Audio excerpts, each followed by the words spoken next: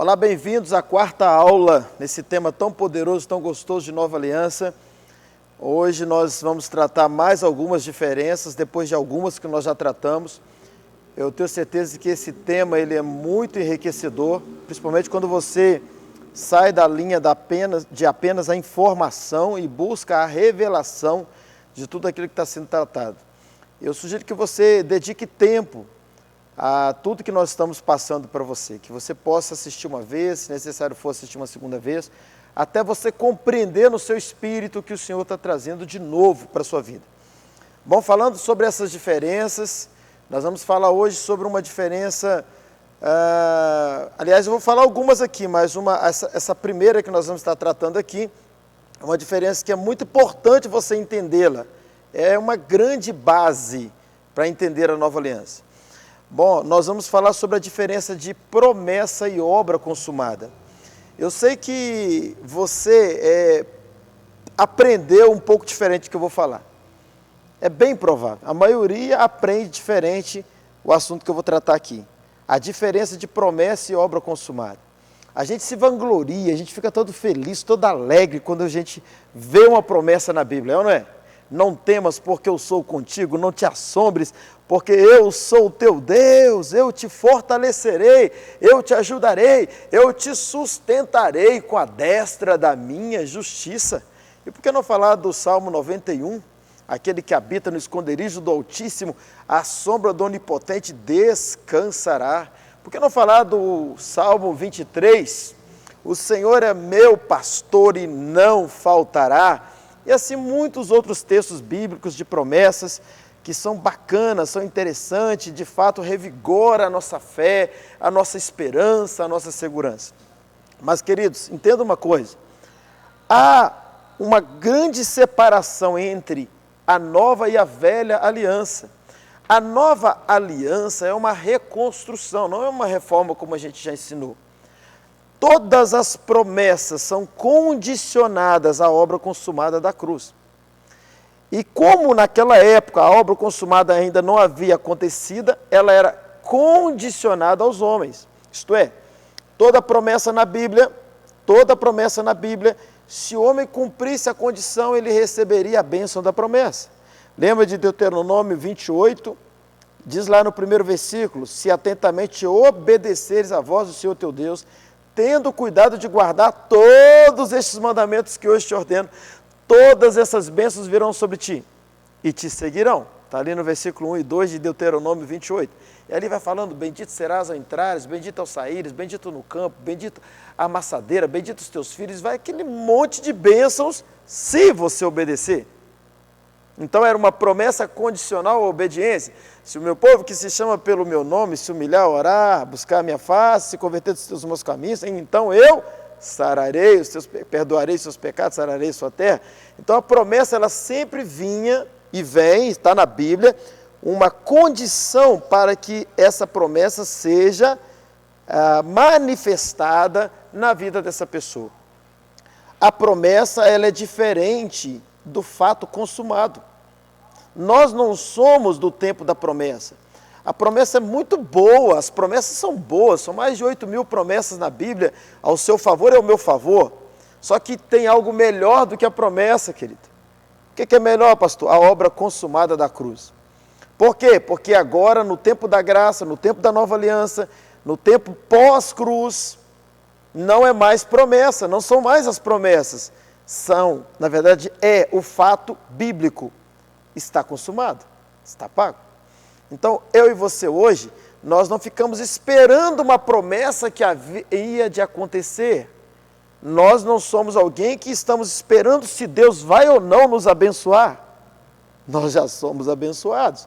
Por que nós somos abençoados? Porque Cristo já morreu.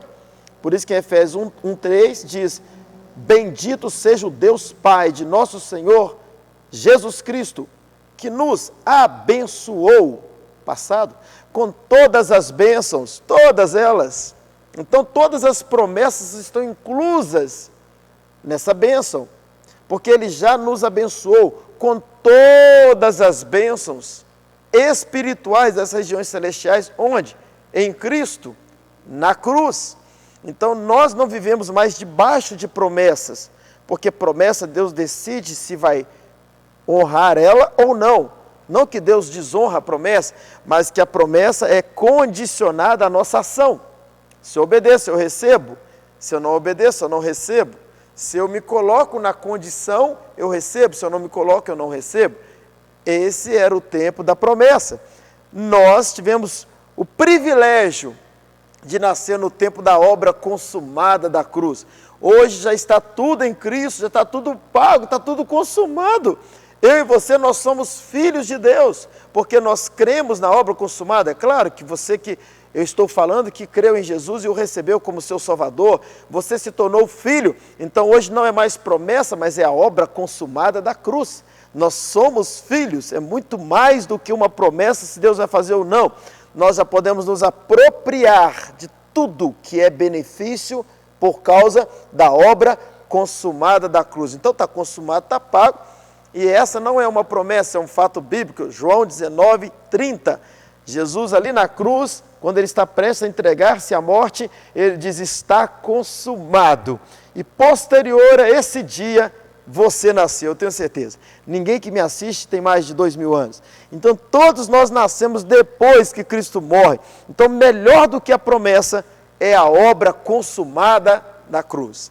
Eu não sei se nas outras aulas eu já falei, mas existe algo maior, melhor do que crer em Deus. Porque toda religião crê em Deus, o mundo crê em Deus. Até o ateu, ele diz assim, eu sou ateu graças a Deus. Então o mundo crê em Deus. Mas o que é maior e melhor do que crer em Deus? Você crer na obra consumada da cruz. Porque Deus, ele não faz nada, absolutamente nada na terra, que a obra consumada da cruz já fez. Porque não vai fazer de novo. Ele não vai afrontar a cruz. Ele não vai entrar em contradição com o céu. Então, se a obra consumada da cruz já fez, é só você se apropriar. E não é ficar, Deus de promessa, me dá a vitória. Não, já é seu. Por quê? Porque Cristo morreu, está pago, está consumado. É nosso, porque Cristo já pagou por nós. Deu para entender a diferença? Então nós não somos do tempo da promessa, nós somos do tempo da obra consumada da cruz, está pago, está consumado. E eu e você somos filhos e somos abençoados. Porque somos bons? Não, porque Cristo é bom e Ele morreu por nós e pagou toda a nossa dívida. Bom, também há uma enorme diferença entre escravo e filho.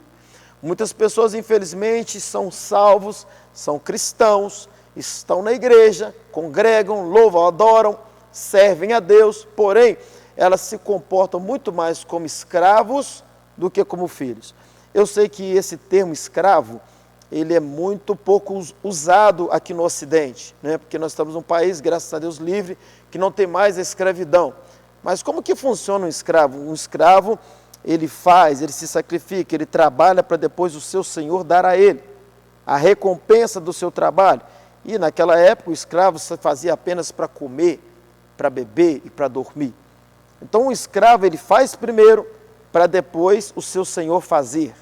Se ele é obediente, o seu senhor cuida dele. Se ele é desobediente, ele até pode ser preso e sofrer sérias consequências pela sua obediência ou pela sua desobediência, enfim. O comportamento dele diz o que o senhor dele vai fazer. Só que tem muita gente que entende dessa forma o evangelho, ele se comporta como um escravo.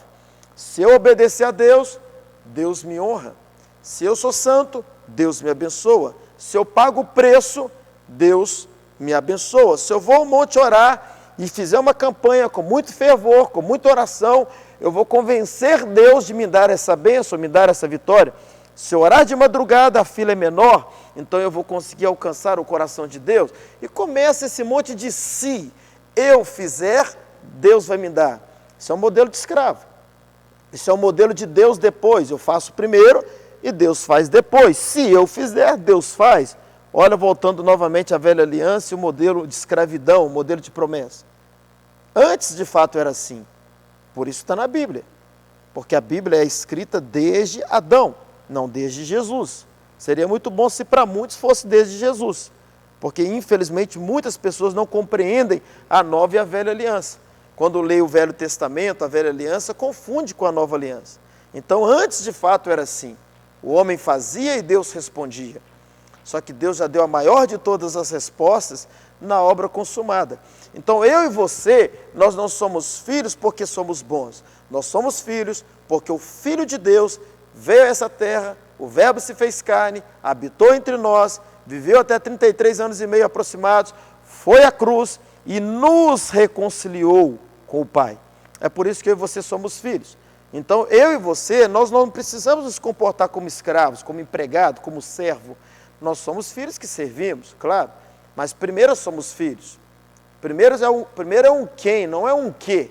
Não é o que você faz para Deus, é quem você é. Então nós precisamos acabar com essa crise de identidade. Não, quem eu sou? Eu sou filho. Porque quando eu não tenho mais crise de identidade, então eu começo a ver o que eu posso fazer para o Senhor. O que é o meu chamado? Qual é o propósito que eu me tornei filho? É diferente. Deus não está preocupado com o que você faz para Ele. Deus primeiro está preocupado se você sabe quem você é nele. Isso para Deus é primordial. Você saber quem você é. E você é filho, você não é escravo. Eu sou filho, eu não sou escravo. Nós somos filhos de Deus. E por sermos filhos, então não é mais, preste atenção, não é mais o que você faz. É o que Cristo fez. Então nós não servimos um Deus de depois. Eu vou fazer primeiro, eu vou obedecer, eu vou pagar o preço, eu vou orar, eu vou jejuar, eu vou para o monte, eu vou para a madrugada, eu vou para a campanha, e eu vou para a igreja, eu vou fazer minha campanha, meu voto de 7 semanas, eu vou fazer alguma coisa para Deus me dar. Esse modelo é um modelo de escravidão. Eu trabalho primeiro, eu faço primeiro, e aí eu passo a merecer. Isso é meritocracia. E aí então Deus vai me dar. Não, nós somos do tempo da graça. E a graça é o favor imerecido de Deus. Não é porque você merece, pelo contrário, é porque você não merece. Você deve lembrar muito bem de uma passagem bíblica que fala de 2 homens que foram ao templo orar. E um deles batia no peito e falava, eu mereço, eu faço isso, eu faço aquilo. E começou a se vangloriar do que ele fazia, querendo crer que era assim que ele ia receber de Deus.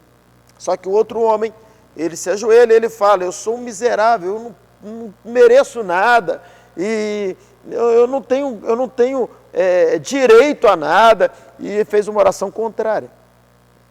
E Jesus pergunta, qual dos dois alcançou a misericórdia? E os discípulos entenderam que, de fato, quem alcançou a misericórdia era exatamente aquele que disse que não merecia. Então, graça é exatamente isso. É você entender que não é pela sua meritocracia, não é pelo tanto que você faz, é pelo tanto que Cristo fez por você e por mim. Então, nós não devemos viver como escravo de alguém que faz para depois receber, mas nós devemos viver como filhos. E filho, tudo já é nosso. O Pai já fez primeiro, o Pai já conquistou primeiro e nos colocou na posição de filho.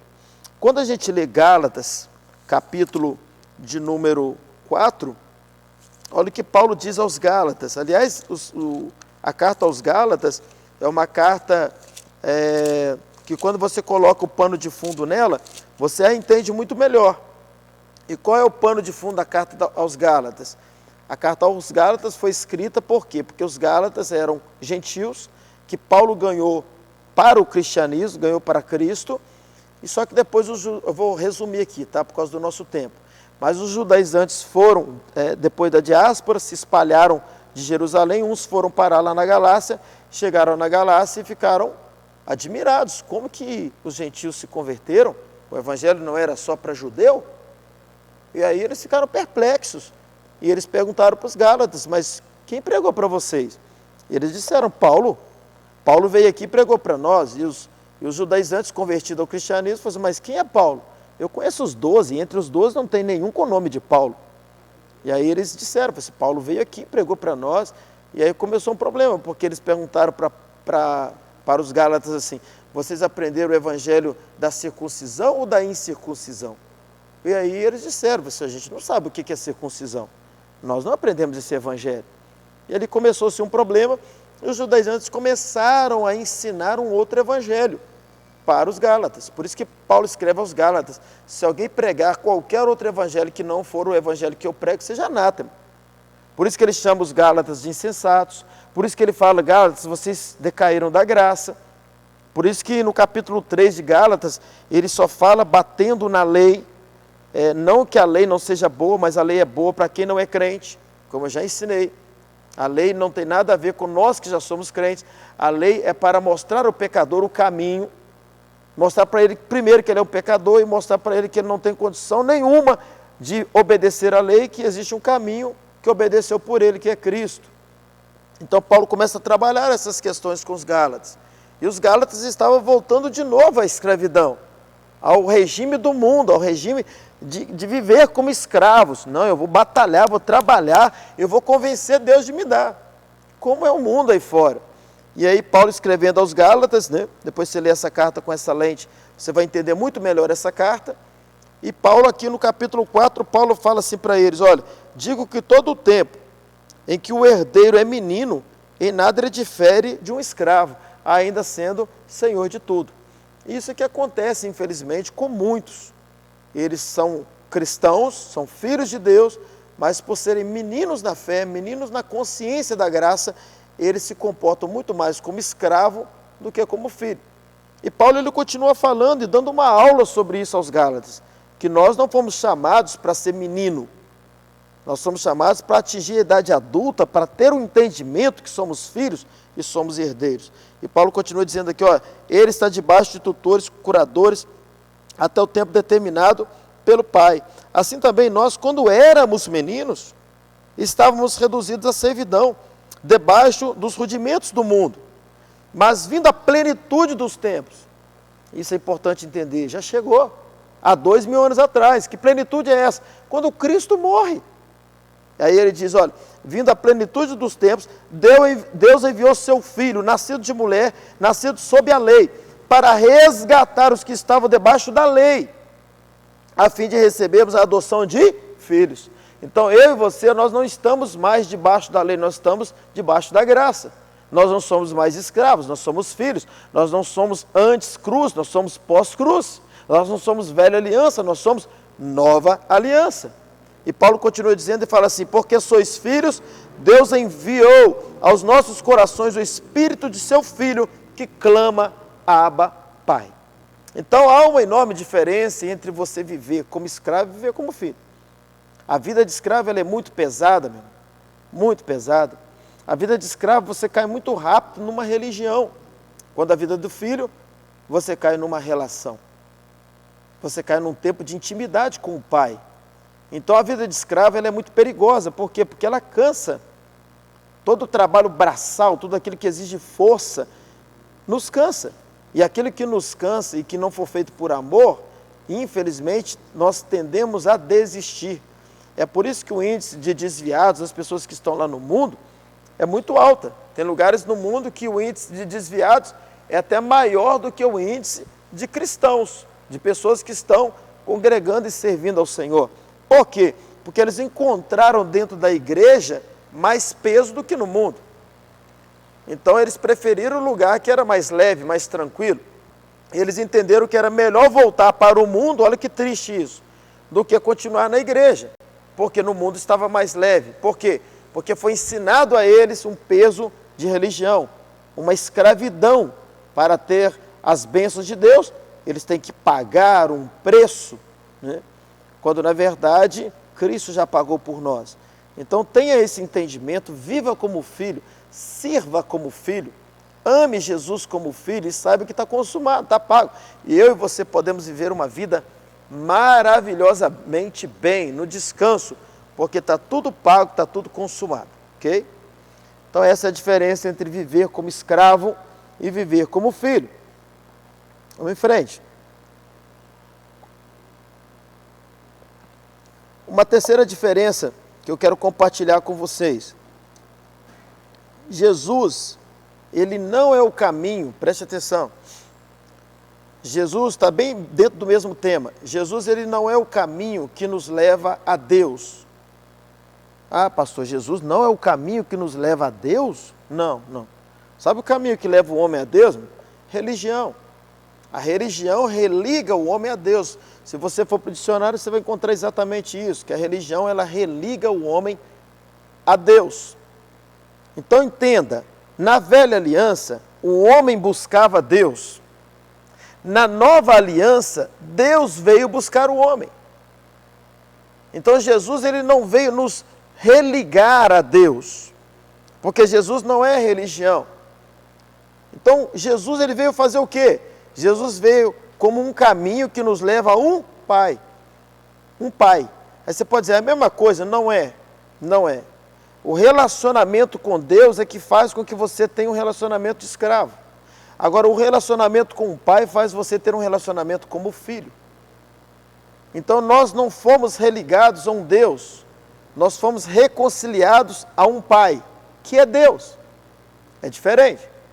Jesus ele diz assim, em João 14,6, eu sou o caminho, a verdade e a vida.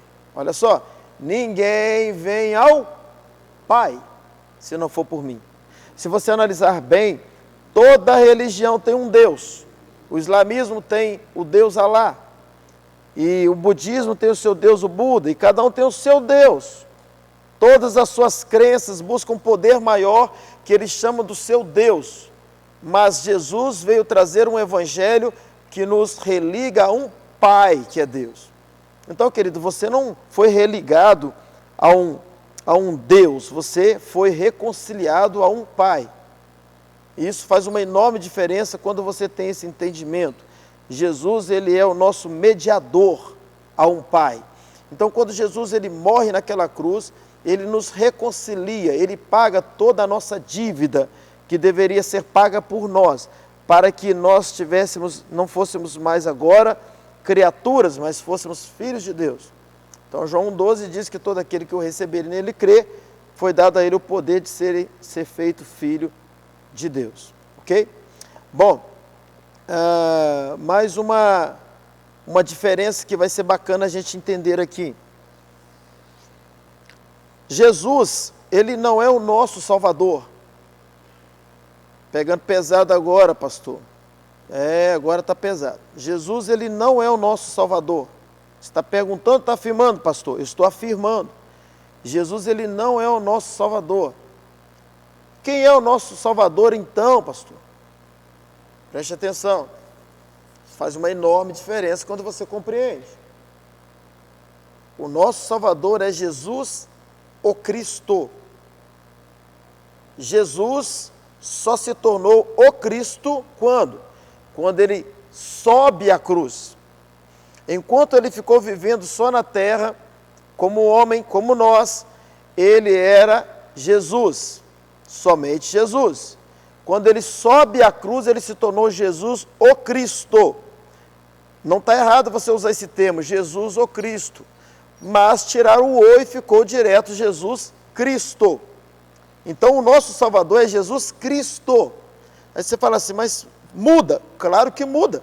Se Jesus naquela época não morresse, eu e você não seríamos salvos.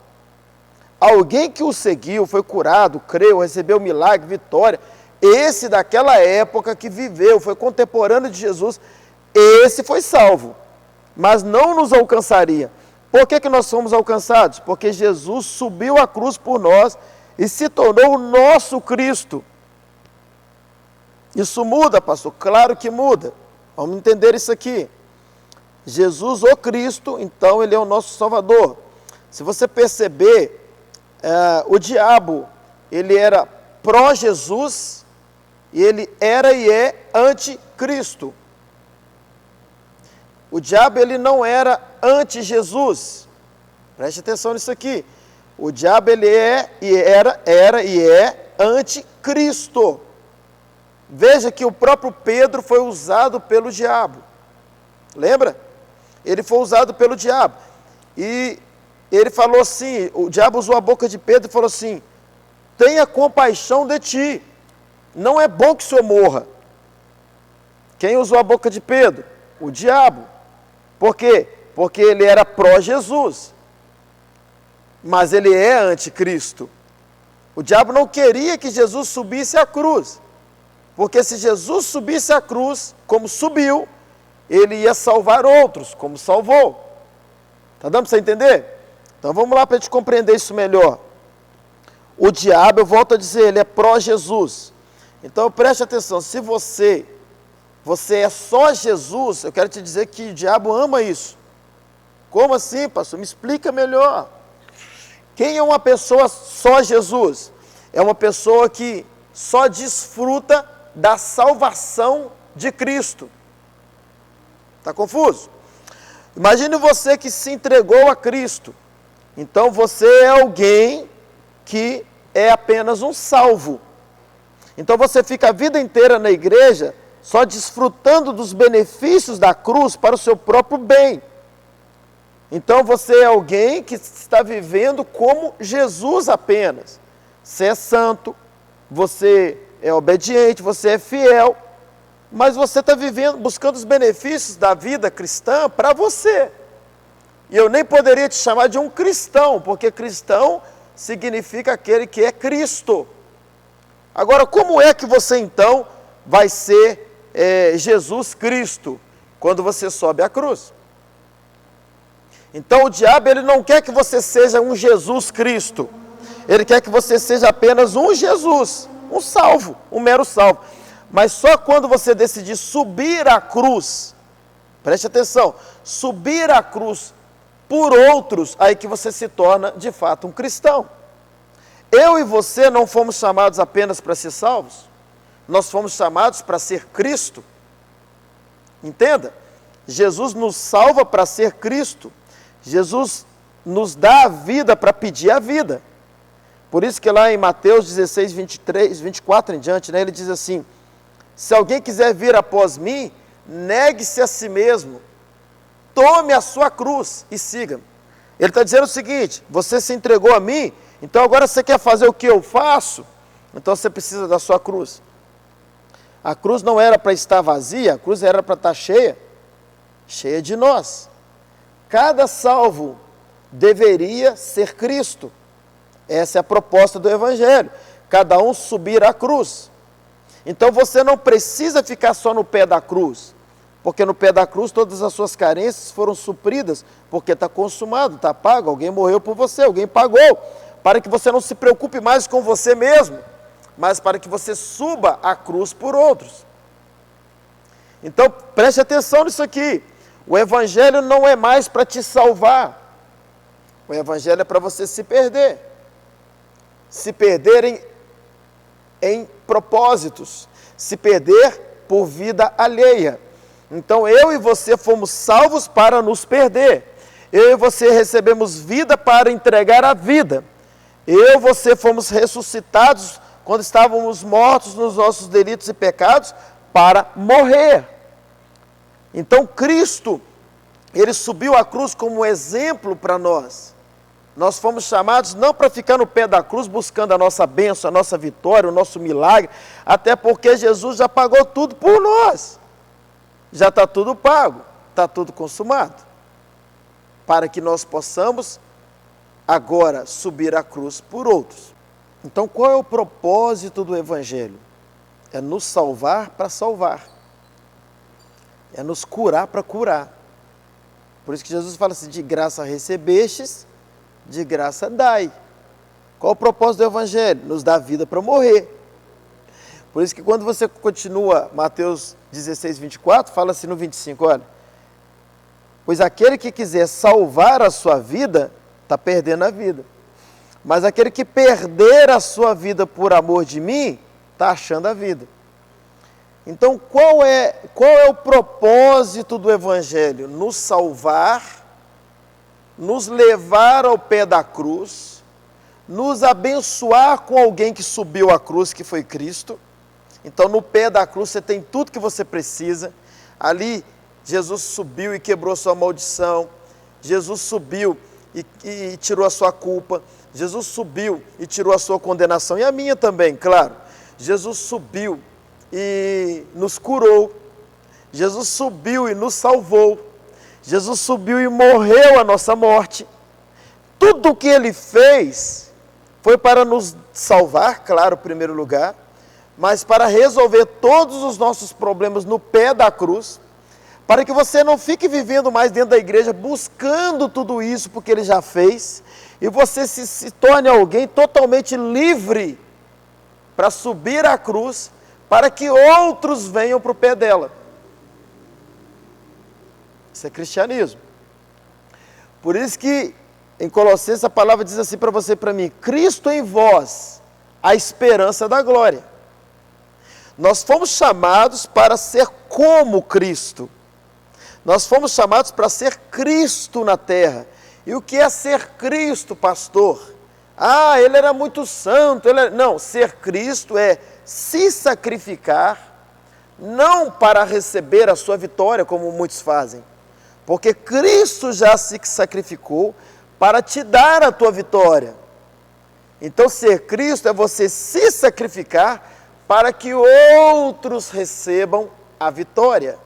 Aqueles que ainda não estão no pé da cruz. Então, preste atenção. Deixa o Espírito Santo falar ao seu coração. Cristo sobe a cruz para nos atrair para o pé dela. Aqui ele dá tudo que ele recebeu na cruz, ou melhor, que ele pagou por nós, para nos livrar de tudo que seria uma busca inconstante, para que nós fôssemos livres para subir a cruz, para que outros venham. Então eu e você, nós não fomos chamados para ser fome. Um dia Cristo matou a nossa fome para nos chamar para ser o quê? Pão. Pão para suprir a fome de quem ainda lá no mundo é fome. E aí você se torna um cristão. Lembra que nós falamos sobre a diferença de salvação e reino? Salvação, pé da cruz. Reino, sobe nela. Cristo como Salvador só te salva. Cristo como seu Senhor te leva para o reino, que é muito melhor do que a mera salvação. O reino é muito melhor, como nós já ensinamos nas outras aulas. Então, querido, Jesus, ele não é o nosso Salvador. Por quê? Porque Jesus só se tornou o nosso Salvador quando ele se tornou Jesus Cristo. Isso significa que a igreja que não tem Cristo não salva ninguém. Explica melhor, pastor, explico. Imagina uma igreja de 200 pessoas que ninguém quer ser Cristo para ninguém. Ela não ganha alma, ela não cresce. Agora imagine 200 pessoas na igreja, juntamente com o pastor, todos sendo Cristo, todos se doando, se entregando, mortificando a sua própria vida, se abnegando, tomando a sua cruz, sendo Cristo na vida das pessoas. Aí vai ser um avivamento nesse ministério. Porque todos entenderam que nós não fomos chamados para o pé da cruz. Aqui supre as nossas carências para que nós possamos subir a cruz por outros. Então, querido, eu e você, nós fomos chamados para ser Cristo. E ser Cristo é subir a cruz. Por isso que ele falou assim, Mateus, eu vou repetir esse texto, Mateus 16, 24. Se alguém quiser vir após mim, negue-se a si mesmo. Então você não deve viver mais em prol da sua vida. Negue-se a si mesmo. Tome a sua cruz e siga. Cada cristão deve ter a sua cruz. Todo crente que não tem a sua cruz, todo crente que não é Cristo, não é cristão. Ele é um salvo. Ele está na igreja por causa dos benefícios da cruz que alguém subiu. Mas se ele não sobe a cruz por outros, ele não é um cristão. Ele é um mero crente. Um mero salvo. Então o salvo tem Jesus como Salvador, mas o cristão tem Jesus como Senhor. O cristão merece o reino, o salvo não. O cristão participa do primeiro arrebatamento, que nós vamos falar um pouco à frente, mas, aliás, não vai ser nessa aula, nós vamos falar na aula do que está para acontecer, nas aulas, né? Porque são 2 arrebatamentos, não é apenas um. Mas a gente vai tratar isso na matéria, o que está para acontecer. Então o cristão sobe no primeiro arrebatamento, virgem prudente, servo de 2 e 5 talentos, que não enterrou o seu talento. Diz assim em Mateus 11:12, desde os dias de João Batista até agora muitos apoderam do reino de Deus, por esforço e sacrifício. Então o cristão participa do primeiro arrebatamento. Os meros salvos, aqueles que estão na igreja só por causa do pé da cruz, só por causa dos benefícios da cruz, mas não sobe a cruz para ser benefício para outros, esses infelizmente não são do reino, e eles ficam para o período terrível, chamado período da grande tribulação. Eu espero que vocês estejam entendendo esse tema. Claro que você tem aí o direito de fazer pergunta, comentar, e nós estamos disponíveis para estar te ajudando a entender melhor esse tema tão poderoso. Amém. Vamos lá, vamos em frente. Há uma outra grande diferença entre assistir culto e prestar culto. Perceba que muitas coisas que nós estamos falando aqui é para reforçar a tese que você foi chamado para servir. Você é filho que serve. É reforçar o entendimento que existem dentro da mesma igreja evangélica, a igreja de Cristo, né, que deveria ser todos igreja de Cristo. Existe aquele que serve e aquele que não serve. Existe aquele comprometido e o não comprometido. Existe aquele que é noiva de Cristo e aquele que é um mero salvo. Então, dentro de todo esse contexto, eu quero falar mais uma diferença entre assistir culto e prestar culto. Olha a mentalidade de um salvo. Olha a mentalidade de alguém que quer vir, que veio a Cristo só por causa dos benefícios da cruz. Olha a mentalidade de um crente egocêntrico. Ele vem ao culto para quê? Para assistir um culto. Ele entende que alguém teve que organizar esse culto para prestar um culto para ele. Pensa se não é assim. Ah, eu vou lá assistir um culto, eu vou buscar minha bênção, eu vou buscar minha vitória, eu vou buscar o meu milagre. E ele vem, se o louvor não for bom, ele reclama. Se a pregação não for boa, ele reclama. E se continuar o louvor ruim e a pregação ruim, ele até muda de igreja, porque ele está indo buscando os seus próprios interesses. Porque na mentalidade dele, ele está indo assistir um culto. Ele está indo a algum lugar onde o culto vai servi-lo. Que mentalidade é essa? É a mentalidade de um salvo. É a mentalidade de um crente, vamos dizer assim, para que a gente entenda. Eu vou usar uma linguagem popular aqui para entender. Um crente meia boca, um crente que não entendeu o cristianismo. Porque um verdadeiro cristão, alguém que sobe a cruz, alguém que entende o propósito do evangelho do reino, do cristianismo, ele não assiste culto, ele presta culto. Então, quando ele vem a um lugar como este, ou qualquer outro lugar, e não só nesse lugar, porque aqui é um lugar que a gente presta o culto juntos, mas a minha vida é um culto prestado a ele. Então, quando ele reúne com os irmãos, ele não vem para assistir um culto, ele vem para prestar um culto a ele. Então, nós somos aqueles que fomos chamados para prestar culto. Aqui não é tipo um circo, onde poucos vão na arena fazer o espetáculo, e os demais são plateia. Não, aqui é um lugar onde todos, não só aqui, mas o Evangelho, nós fomos chamados para ser alguém que presta o espetáculo ao mundo. Tanto é que Paulo fala que nós somos espetáculos ao mundo. Então todo crente tem uma responsabilidade cristã. Todo crente foi chamado para ser Cristo.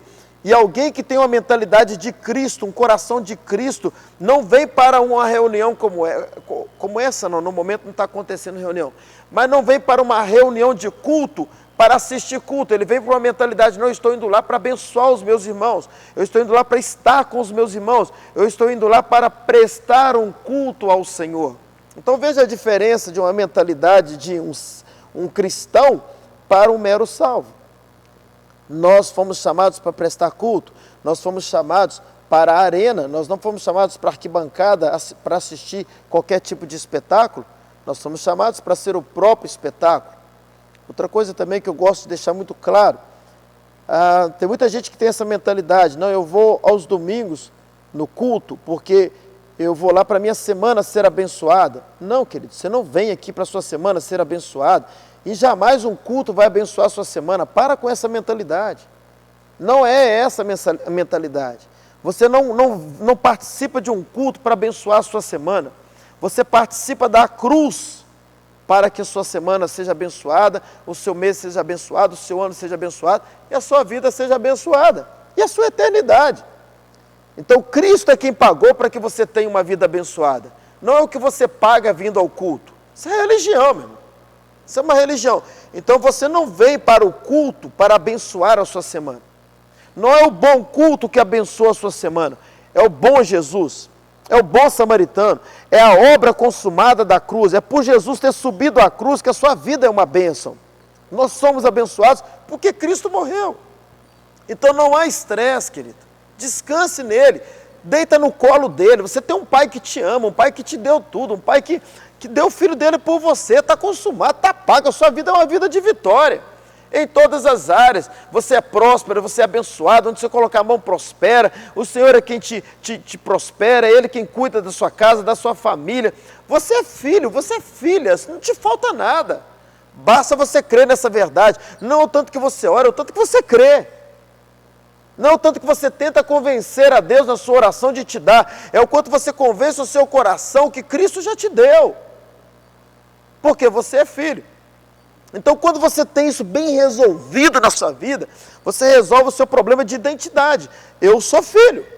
Então, você não vem para um culto como este para assistir um culto ou buscar a sua bênção. Você vem num lugar como este para prestar o seu culto e abençoar pessoas. Abençoar vidas que estão aqui participando, que quem sabe ainda não tem o Cristo que você tem. Está dando para entender? Então, nós não somos aqueles que, espectadores de culto, nós não somos aqueles que ficamos assistindo o culto, nós somos aqueles que viemos, nos reunimos para prestar o nosso culto. E o culto será bom, porque se a sua semana for boa, não é o inverso. Ah, não, se o culto for bom, a minha semana será boa, porque eu busquei para abençoar a minha semana. Não, querido, não é essa a mentalidade.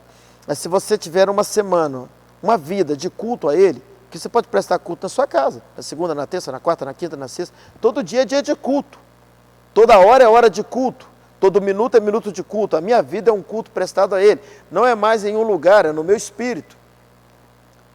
O Espírito Santo habita em mim, o próprio Deus habita em mim, Cristo habita em mim.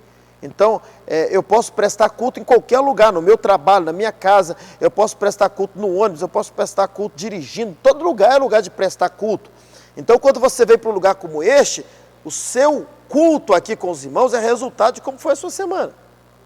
E não a sua semana é resultado de como foi o culto. Por quê? Porque você é Cristo. Você não é um mero salvo, um sanguessuga espiritual. Perdão, querido, com muito amor. Mas você é alguém que se doa e dá o seu próprio sangue. Então, você não foi chamado para chupar sangue daqueles que podem ministrar na sua vida, te ajudar. Sim, claro que podem te ajudar, mas você foi chamado para doar o seu próprio sangue. Isso é ser Cristo. Doar a sua vida, doar o seu tempo, doar o seu trabalho, doar o seu dízimo, doar a sua oferta, para que outros sejam ministrados, abençoados através de você. Você não foi chamado para ficar no pé da cruz, você passa pelo pé, mas você e eu, nós fomos chamados para subir a cruz. Então, há uma grande diferença entre assistir culto e prestar culto. A nossa vida foi chamada para ser uma vida que a todo momento presta culto a Ele. Dentro da igreja, igreja galpão, igreja prédio, fora dela, em qualquer lugar, seja um cristão de verdade. Preste culto cuidando das pessoas, preste culto amando as pessoas, preste culto socorrendo a pessoa mais necessitada. Preste culto ganhando vidas para Cristo. Preste culto adorando. Preste culto orando. Preste culto louvando. Preste culto lendo a palavra. A sua vida e a minha vida deve prestar culto a Ele a todo instante. Até porque o tempo que nós nos reunimos no prédio, ele é muito pouco. Aqui não é lugar de prestar culto apenas neste lugar. Ou melhor, não é apenas neste lugar que se presta culto. Nós prestamos culto em todo lugar e em todo momento. Porque fomos chamados para sermos aqueles que prestam cultos a Ele a todo instante, a todo momento. Nós vamos encerrar essa aula e nós vamos partir para a próxima aula, que com certeza será um tema muito poderoso, que vai dar continuidade, e nós vamos fazer o fechamento desse tema, entendendo as diferenças. Até breve, até a nossa próxima aula.